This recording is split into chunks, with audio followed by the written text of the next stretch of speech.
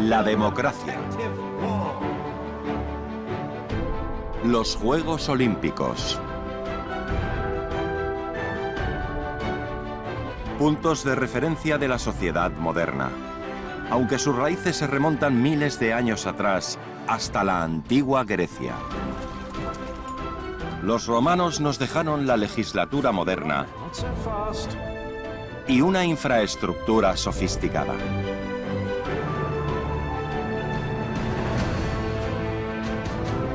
Por otro lado, los vikingos establecieron redes de comercio y descubrieron América mucho antes que Colón.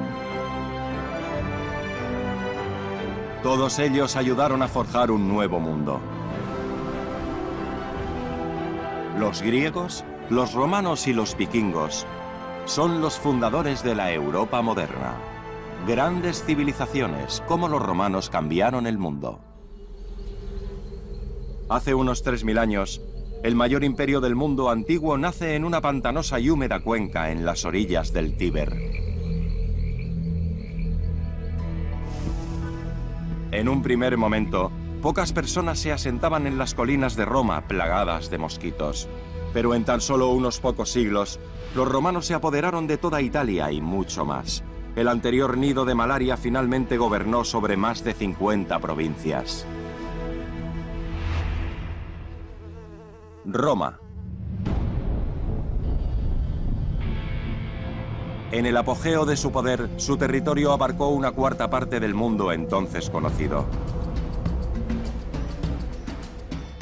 El imperio se extendía desde Escocia, a través de los interminables bosques de Germania,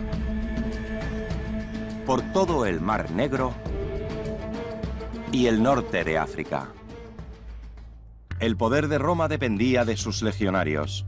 Su trabajo variaba en gran medida según la provincia. A lo largo del Rin, los soldados parecían más constructores que guerreros. Los fuertes fronterizos como el Limes fueron grandes zonas de construcción durante muchos años. Más al norte, los legionarios tenían que hacer frente al frío, así como a los ciudadanos violentos a quienes no les gustaba la presencia de intrusos. Algunos de ellos también asumían tareas administrativas en los nuevos territorios. Había trabajo para ellos en todo el imperio, pero la mayoría estaban posicionados en las zonas fronterizas. Había 28 legiones durante la época de los emperadores. Eso significa 170.000 hombres, más el mismo número en las tropas de apoyo.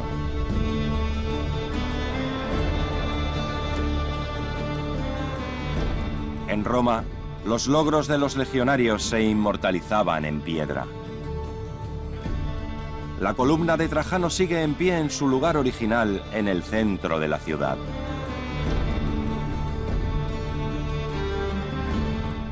Hay docenas de moldes de yeso del cenotafio triunfal en el Museo de la Civiltà Romana. Estos nos ayudan a entender cómo funcionaban las legiones. Alexandra Busch, del Instituto Arqueológico Alemán en Roma, está especializada en el ejército romano.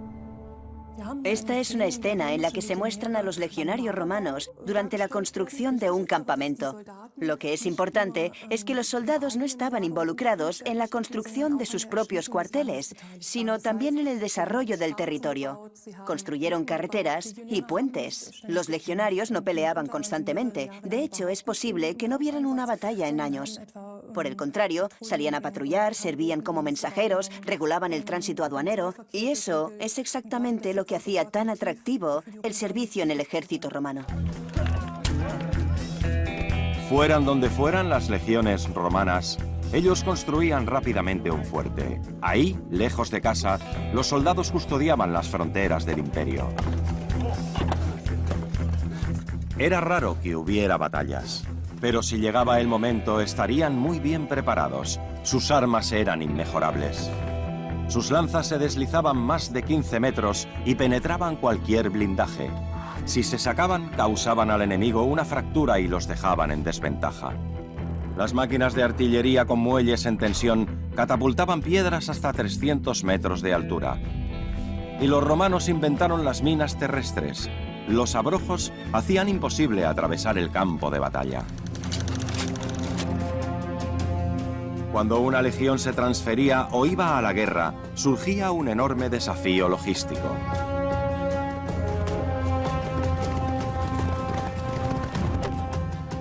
Los lugareños derrotados tenían que suministrar provisiones a cientos de legionarios y sus animales. La mayor parte de su cosecha iba a las fuerzas de ocupación, al igual que el agua, los animales de tiro y los carros. Mantener las legiones en movimiento era una enorme tarea. El ejército debía sobrevivir incluso en las provincias más remotas del imperio. Miles de soldados cargados con mucho peso andaban hasta 30 kilómetros al día. A menudo, los romanos atajaban directamente a través de territorios deshabitados. No era inusual para ellos erigir sus campamentos en plena naturaleza, y dejaron su huella. Colonia. Las ciudades comenzaron a crecer en torno a los fuertes. Muchas de ellas aún existen hoy. Colonia y la ciudad de Coblenza en el Rin fueron una vez pequeños fuertes militares. La capital del estado actual de Maguncia también puede remontar sus orígenes hasta los romanos, como Ratisbona en el Danubio. Y donde quiera que fueran, los soldados romanos trataban de reproducir la vida de la capital.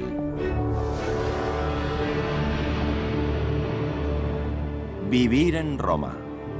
Ese era el sueño de todos. Era la metrópolis, hogar de la Dolce Vita. A pesar de la vida dulce, solo era asequible para una pequeña clase alta. Presta más atención. Es excelente, como siempre. Flavius, trae más dátiles. ¡Y más vino! Los ricos viven en espléndidas casas. En las afueras se encuentra Villa Adirana, una residencia imperial de verano con jardines y pozos.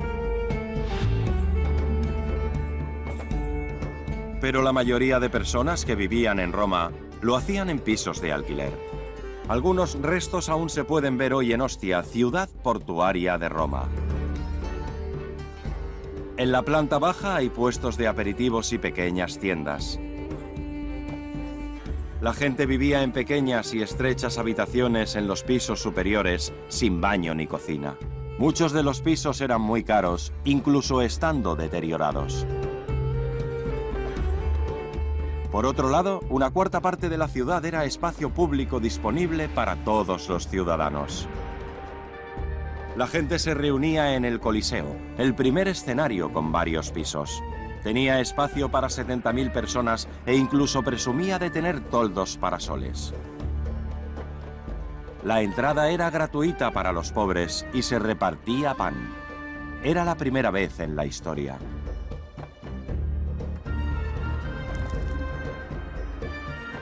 Todos los días se celebraban juicios públicos en los foros. Cualquiera podía ir a verlos. Los templos eran también lugares de encuentro populares. El foro fue el precursor de la plaza.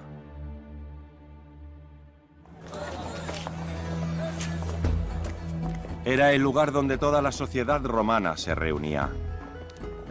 Ya fueran ricos o pobres, esclavos o libres, todas las capas de la sociedad se codeaban aquí. Había senadores ricos, los políticos, quienes decidían el destino del imperio. Sus mujeres eran las matronas romanas. La mayoría de la población eran personas sencillas. Solo unos pocos pertenecían a las clases altas privilegiadas. No importaba si un rey, el senado o un emperador gobernaba la capital. La estructura social de Roma raramente cambiaba. En la cima de la sociedad estaba la rica nobleza. Las antiguas familias de Roma ocupaban las más altas posiciones en la política y la milicia. Luego venían los caballeros, hombres ricos, con una profesión al servicio del Estado, o comerciantes. Por debajo de ellos estaba el amplio espectro de los plebeyos, el pueblo sencillo, principalmente obreros y agricultores con sus familias. En el nivel más bajo había innumerables esclavos, hombres y mujeres que trabajaban incansablemente para mantener la floreciente economía del enorme imperio. Roma tenía varios mercados de esclavos. Cada semana ofrecían nueva mercancía. A menudo eran los prisioneros de guerra. A lo largo de siglos, alrededor de 400.000 esclavos vivieron en la capital.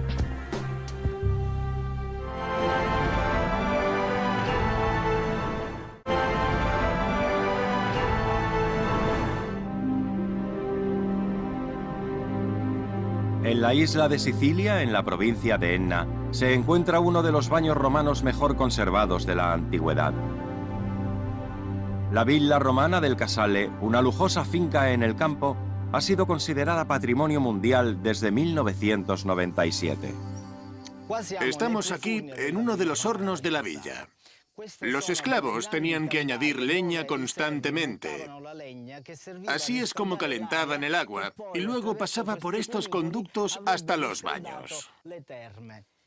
El aire caliente fluía dentro de la villa, por debajo del suelo, y también en las tuberías a lo largo de las paredes, y calentaba todos los baños.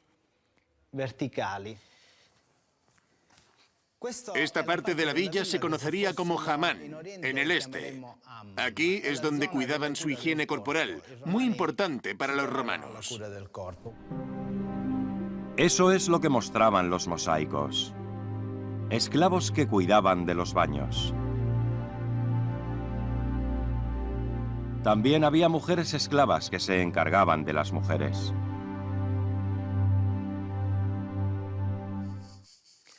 Este es un elemento estructural muy importante. El acueducto. Traía agua a la villa y la llevaba hasta los baños y las cocinas. También se utilizaba para enfriar la casa a través de muchas pequeñas fuentes.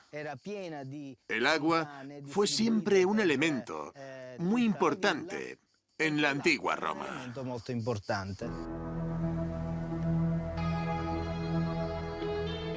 Ingeniosos ingenieros de Roma inventaron el acueducto. Tuberías de agua monumentales, obras maestras de la construcción. Un exdirector de la Autoridad del Agua romana escribió con orgullo: «Comparad la diversidad de nuestras construcciones, las cuales traen aquí el agua, con las inútiles pirámides o los monumentos sin sentido de los griegos». Nada menos que 5 conductos de larga distancia llevaban agua a Roma. Cada día, 900 millones de litros de agua dulce llegaban a la ciudad. Eso hace una media de 400 litros de agua por persona al día. El agua dulce se guardaba en embalses y a partir de ahí, tuberías de presión lo llevaban hasta pilas distribuidoras en el centro. Había letrinas por toda la ciudad, donde a todo el mundo le gustaba hablar de asuntos privados y de negocios. La ciudad tenía varios baños grandes. Más de 1000 fuentes y pozos eran alimentados constantemente con agua potable. La creencia de sanum per aquam, que significa salud a través del agua, se generalizó.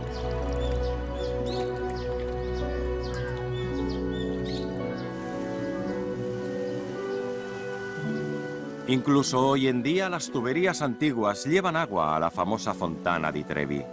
Hasta el siglo XIX, el antiguo sistema de agua romano fue considerado como el más avanzado de Europa.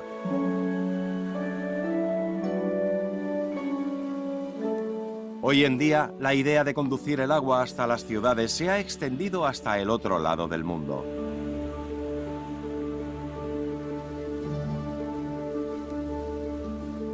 Lo que la invención romana ha alcanzado se demuestra a través de los ingenieros hidráulicos modernos.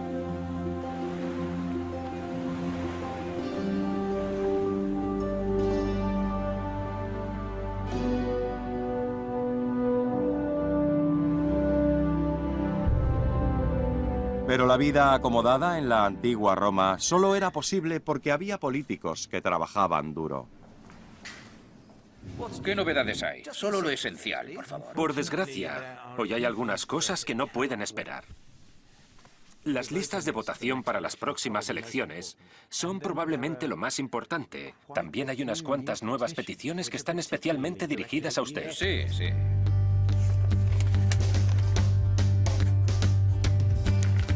La clase alta romana era de todo menos perezosa y decadente. Al contrario, era muy trabajadora, ambiciosa y mantenía el imperio unido. De hecho, pocos cientos de hombres gobernaban a más de 60 millones de personas en el imperio. Al igual que una corporación moderna, unos pocos gerentes llevaban las riendas de la enorme empresa Imperium Romanum.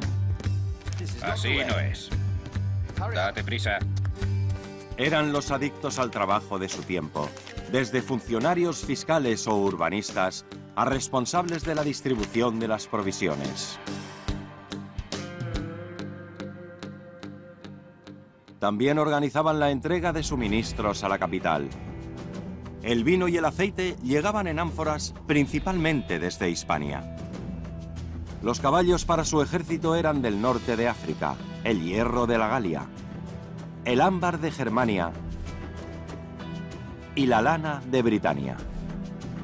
Lo más importante, el grano, venía de la provincia más rica de Roma, Egipto. La tierra de los faraones era el granero del poderoso imperio.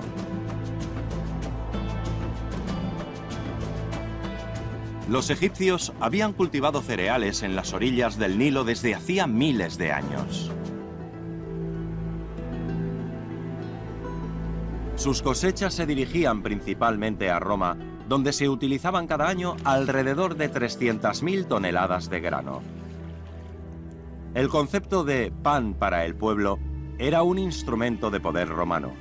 Si las personas no pasaban hambre, no darían problemas.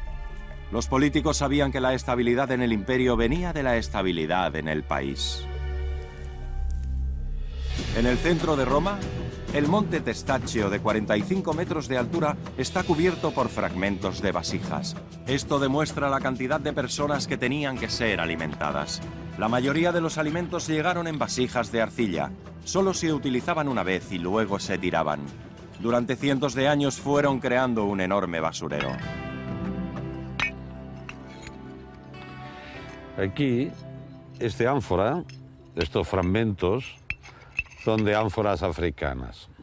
Se reconocen porque la pasta es muy fina y tienen un sonido metálico bastante notorio. Dividiendo el peso que los geólogos han calculado del testacho por el peso de una ánfora, podemos llegar a la conclusión de que lo que todavía queda, y de aquí se ha perdido mucho material, representaría aceite suficiente para alimentar a una población de 1 millón de habitantes durante 250 años. Pero para alimentar a 1 millón de personas solo en Roma, la administración tenía que funcionar como un reloj. Si esto sigue así, no puedo hacer nada. Los mensajeros estarán aquí pronto. No quiero seguir oyendo falsas promesas. ¿Cuándo es exactamente la próxima sesión del Senado? La semana que viene. ¿Y qué es lo que tenemos? La lista de los recibos llegó esta mañana temprano. ¿Y cómo pinta? Solo Egipto ha hecho el envío. Eso no es suficiente, no es para nada suficiente. ¿Britania, Galia, Mauritania? ¿Qué pasa con ellos? Arréglalo. Envía más mensajeros, dobla los jinetes y tráeme los beneficios ahora.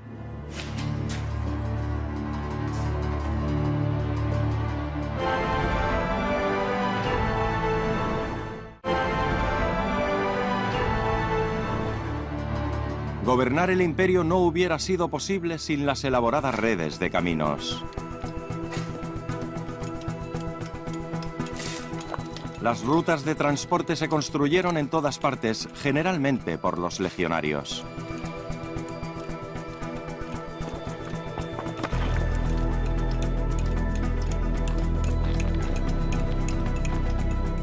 Con el tiempo, los romanos diseccionaron todo el reino con senderos y caminos de piedra.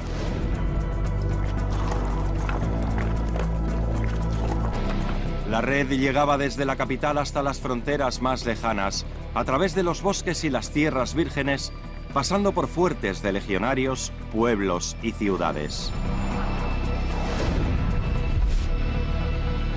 Los sistemas de transporte romanos fueron el resultado de una logística sin precedentes. Los bienes, las personas y los mensajes salían de Roma y llegaban a Hispania, Britania, Galia, Germania, el Mar Negro y el norte de África.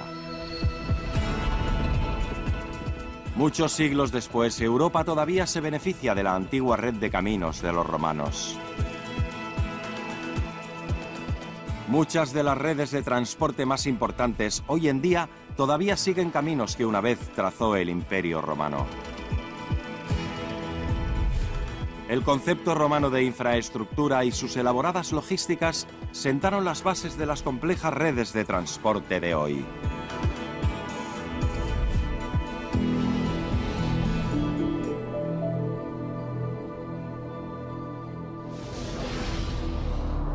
Roma también invertía en entretenimiento. Las arenas se construyeron por todo el imperio, incluyendo el poderoso Coliseo, donde regularmente había luchas de gladiadores, las cuales eran muy populares. Los gladiadores eran las superestrellas de Roma. Tenían vidas cortas, pero emocionantes. Estaban bien cuidados en la escuela de gladiadores, recibían masajes con regularidad y tenían los mejores médicos. Los afortunados tenían que luchar solo 3 veces al año. Algunos incluso tenían sus propios agentes, quienes trataban bien a sus protegidos. Después de todo, ellos querían ver recompensados sus esfuerzos con grandes premios en metálico.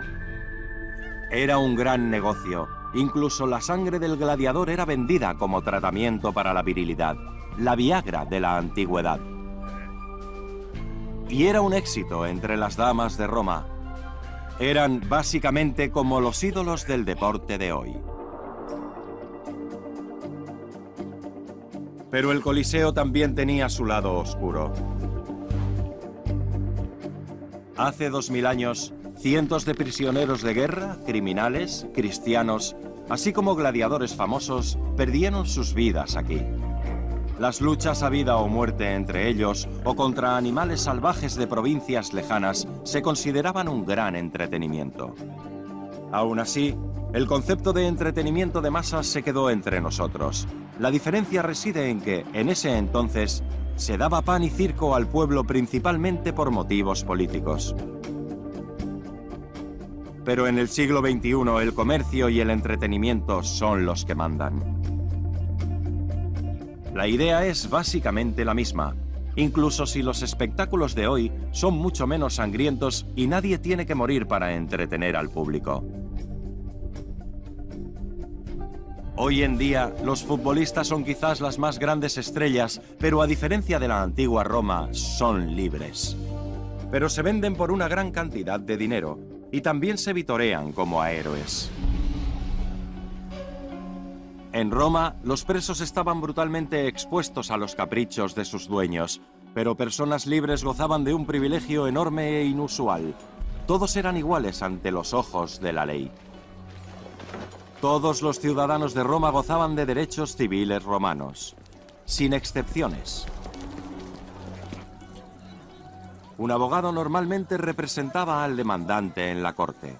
Las estrategias de juicio eran a menudo comentadas en la letrina pública. Me ha engañado.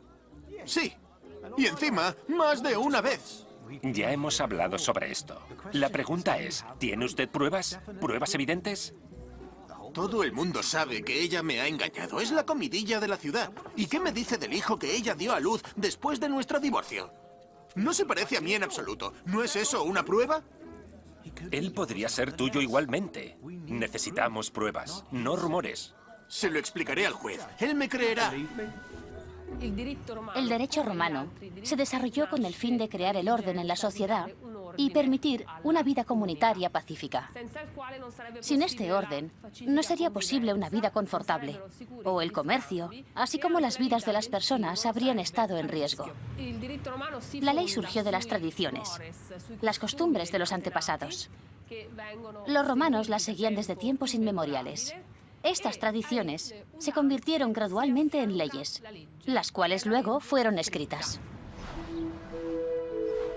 Los romanos no tardaron en celebrar juicios. Su jurisdicción era pública, un pasatiempo para muchos ciudadanos. Cualquier persona que deseara ejercer como abogado tenía que trabajar mucho y muy duro, pero no hay ninguna educación reglada, así que todo se transmitía a través de abogados con experiencia. ¿Por qué aquí?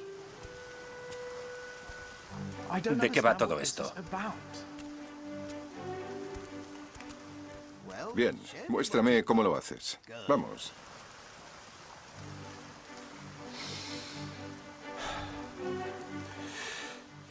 ¡Romanos! No, la postura. Saca pecho. Otra vez.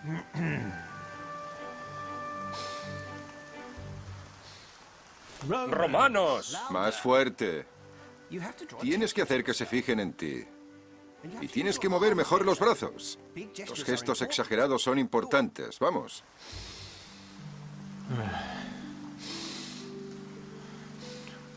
¡Romanos! ¡Silencio ahí abajo! Con el fin de dar intensos discursos frente a innumerables espectadores, ejercitaban la voz y la retórica se estudiaba meticulosamente. Bueno, está bien, aunque tienes mucho que aprender.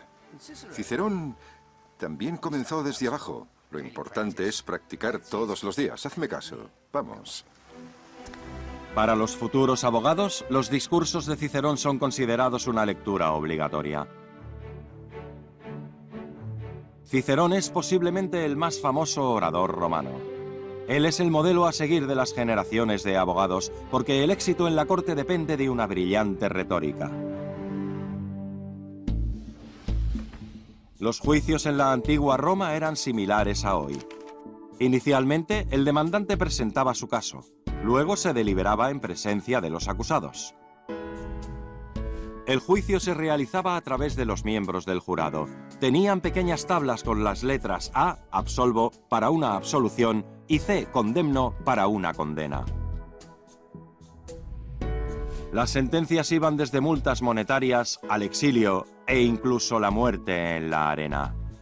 Si el voto se divide, el principio indubio pro reo, lo que significa, en caso de duda, se falla a favor del acusado.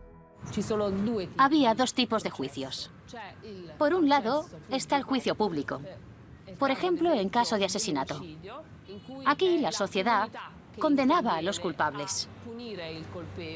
Eran los propios ciudadanos los que se congregaban en un foro y sentenciaban al asesino. Pero cuando se violaban los derechos de un ciudadano, por ejemplo, a causa de un robo, el mismo perjudicado tenía que apelar directamente al juez y exponer su versión del caso ante el tribunal. Los crímenes políticos eran llevados por tribunales especiales públicamente, pero fundamentalmente se aplicaba una legislación común a todos los ciudadanos. Nadie estaba sin protección, ya fueran ricos o pobres, hombres o mujeres. Las mujeres de la antigua Roma tenían más libertades que las de la antigua Grecia. Puede que no tuvieran poder político, pero sí tenían derechos civiles. ¿Su señoría?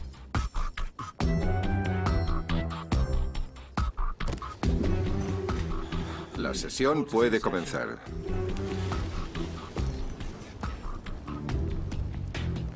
Estamos divorciados de acuerdo a la ley y se niega a pagar mi dote. Su señoría, esa ley no se aplica en caso de adulterio. Un momento. Si se aplican o no las leyes es asunto mío. Su señoría, ella ha tenido un hijo que no se parece en nada a él. Eso pasa a veces. Pero en este caso... El chico tiene los ojos azules y es pelirrojo. Queríamos que lo trajera, pero se ha negado. Tiene algo que esconder. Pues claro que no. El niño es tuyo. Este hombre solo quiere mi dinero. Has manchado mi reputación. Por eso el dinero es mío. ¿Puedes demostrarlo? Exacto. Sin pruebas no hay nada. Tenemos dos testigos. ¿Y dónde están esos testigos? Se niegan a testificar, pero no por mucho tiempo. Da igual lo que digan, conseguiré mi dinero. Ahora debo irme, tengo cosas que hacer. Adiós. Las mujeres romanas tenían más derechos y más libertades que las mujeres de la antigua Grecia, pero dentro de ciertos límites. Tenían derechos civiles, pero no poder político. Tampoco tenían derecho a comerciar. Ellas podían poseer un pedazo de tierra, pero no podían comprarla o venderla. Eso le correspondía a su tutor legal, su padre. Tan pronto como el padre de familia moría, la hija era más autosuficiente. Por ejemplo, podía divorciarse. Pero a diferencia de los hijos, quienes eran liberados de la tutela de su padre y podían emanciparse y convertirse en cabezas de familia, la mujer siempre tenía que responder ante un tutor legal. El derecho romano se convirtió en una de las exportaciones más importantes del imperio. Ningún otro sistema judicial ha tenido tanta influencia en los sistemas posteriores. Incluso hoy en día los estudiantes de Derecho tienen que estudiar Derecho romano, ya que todavía constituye el marco de orden estatal y legal en la Europa moderna. La ley que sigue el antiguo modelo romano se extiende mucho más allá de las fronteras europeas. La Carta de las Naciones Unidas en Nueva York también se basa en estos antiguos principios.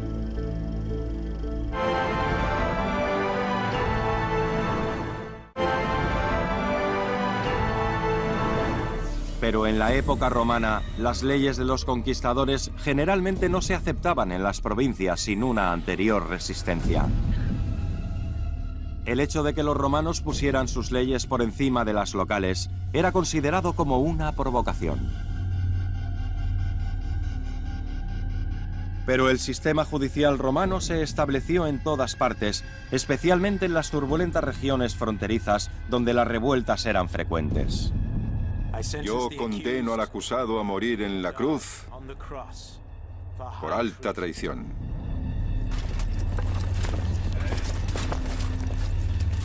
Los pueblos conquistados en el norte del imperio eran especialmente rebeldes, pero no estaban solos.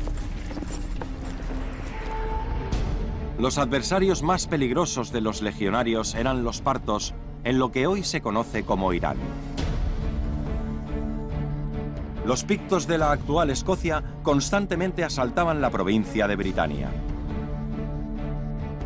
En el norte de África, los bereberes hacían la vida difícil al ejército romano. Pero más temidos eran los germanos. Comenzaban una guerra por cualquier motivo. Los germanos vivían en fríos bosques, casi infinitos, descritos por un romano de la época como una tierra salvaje aterradora.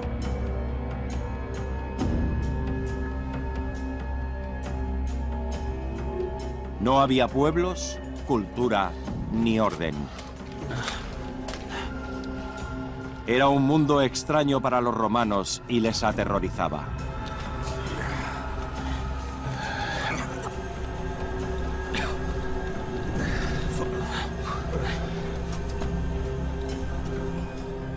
Pero mucho más peligroso que los salvajes del bosque era, de hecho, un legionario romano, Arminio.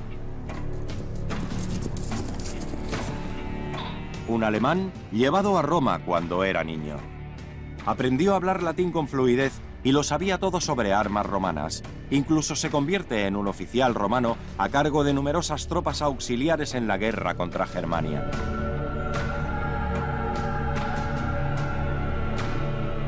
Pero los romanos seguían considerando a Arminio como un ciudadano de segunda clase. Cuando después de muchos años por fin regresó a su tierra natal, se cambió de bando. Arminio reunió en secreto a las tribus germánicas. Reforzó el sentimiento antirromano generalizado y convenció a los líderes tribales para que lucharan en la guerra contra las fuerzas de ocupación.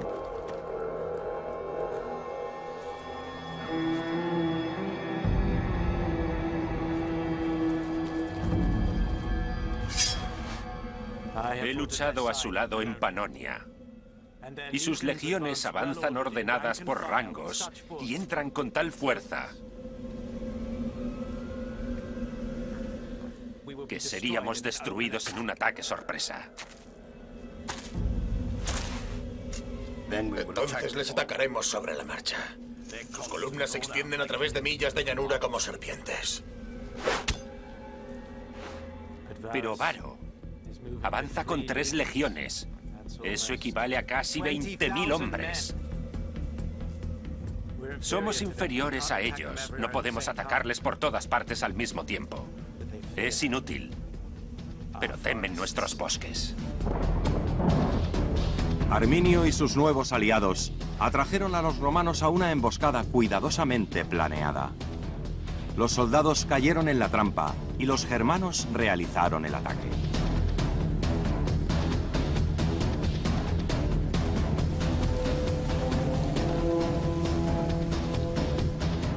En el año 9 después de Cristo, 3 legiones romanas fueron derrotadas en la batalla del bosque de Teutoburgo. Una de las peores derrotas que el Imperio Romano había sufrido hasta ese momento.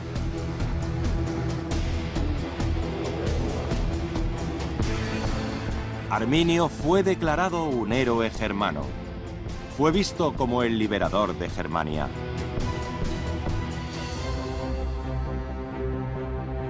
En el siglo XIX, una colosal estatua se erigió en su honor en el bosque de Teutoburgo. El monumento a Hermann.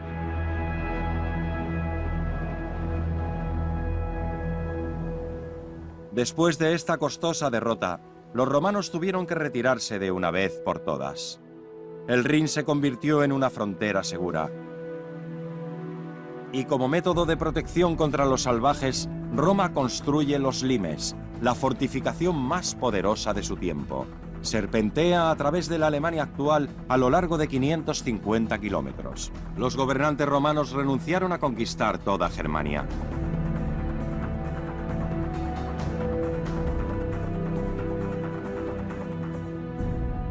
En la batalla del bosque de Teutoburgo, los romanos se vieron obligados a permanecer al oeste de las recién determinadas fronteras. Las áreas al este quedaron libres. Ahí es donde vivían las tribus germánicas. A la larga, el Rin fue una frontera clara y segura. No eran solo los límites militares de Roma, sino también una frontera cultural. Todavía hoy se puede ver, por ejemplo, en el hecho de que los franceses hablan francés, una lengua romance. Aunque también hay signos en Alemania. Por ejemplo, Thiers, con sus impresionantes restos romanos. Los pueblos del Rin estuvieron particularmente orgullosos de haber disfrutado de la civilización romana. Los romanos decían, bueno, aquí todo está civilizado, y allí, al otro lado, están los bárbaros. O, como los germanos decían, el Germania libera, la Germania libre. La gente a la derecha del Rin y los limes eran libres, pero vivían en chozas sencillas en pequeños asentamientos muy dispersos. Cualquier persona reticente a cooperar con el imperio podía conservar su libertad, pero vivían vidas sencillas y duras. Ese era el precio de la independencia. Millones de bárbaros daban la bienvenida a los romanos interesados en su civilización. En lugar de quedarse con unos caminos escabrosos y fangosos, ellos disfrutaban de las ventajas de los nuevos caminos de piedra. La gente dejaba sus chozas de madera por otras casas de piedra, algunas con calefacción bajo el suelo. Una gran ventaja en el frío norte. Con el estilo de vida romano, la Dolce Vita también llegó a las provincias. También importante, los romanos llevaron los espectáculos a la gente en grandes teatros. Algunos restos de la civilización romana todavía se pueden encontrar hoy en lugares que pertenecieron al imperio. Baños magníficos y acueductos de varios pisos que se extendían miles de kilómetros a través del país. Grandes teatros en pintorescos paisajes e imponentes arenas en espectaculares metrópolis. La forma en que los romanos cincelaron su cultura en piedra fue brillante. Ellos no solo dejaron su huella en Europa, sino también en la lejana África del Norte. Ser una provincia romana tenía muchas ventajas. La ventaja que tenían las provincias era la Pax Romana o paz romana. Los romanos, con su sistema legal fuerte y superior, garantizaron la paz durante décadas e incluso siglos. Lo hicieron mediante la creación de una administración municipal en todo el imperio. Esto significa que los pueblos se organizaban y administraban ellos mismos. Por lo tanto, ellos tenían no solo un sistema legal, paz y una manera de resolver conflictos de manera tranquila, sino además agua corriente, buena tecnología, buenas carreteras y una administración que funcionaba bien. Cosas que todavía faltan en algunos países europeos, incluso hoy en día. Sin embargo, el Imperio Romano se derrumbaba irremediablemente a pesar de tener al mejor ejército de su tiempo y a pesar de la perfecta estructura de suministro para todos los ciudadanos romanos y también de sus muchas libertades. Llevó tiempo, pero Roma pereció. La decadencia fue citada muchas veces como la causa, pero eso es un mito. Internas luchas de poder debilitaban el mandato de los emperadores. Se desconocía quién y en qué circunstancias se convertiría en el sucesor del imperio. A partir del siglo III en adelante, el problema se convierte en una crisis permanente. Los emperadores de repente tenían que luchar contra sus propios soldados, los cuales a su vez querían llegar a ser emperadores de Roma.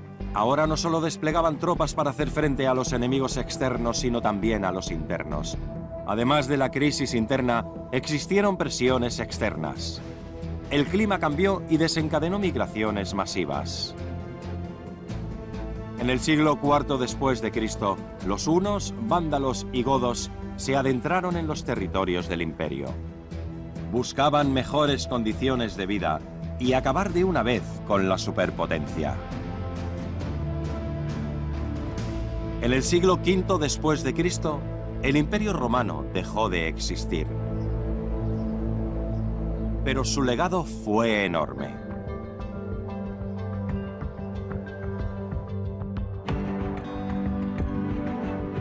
La Europa moderna no solo tiene que agradecer a Roma sus enormes eventos deportivos.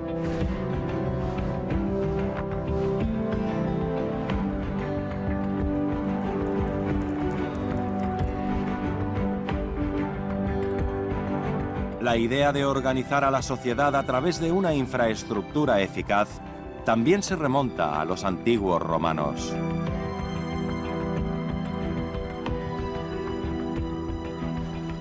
Incluso hoy en día, el sueño de la paz romana permanece.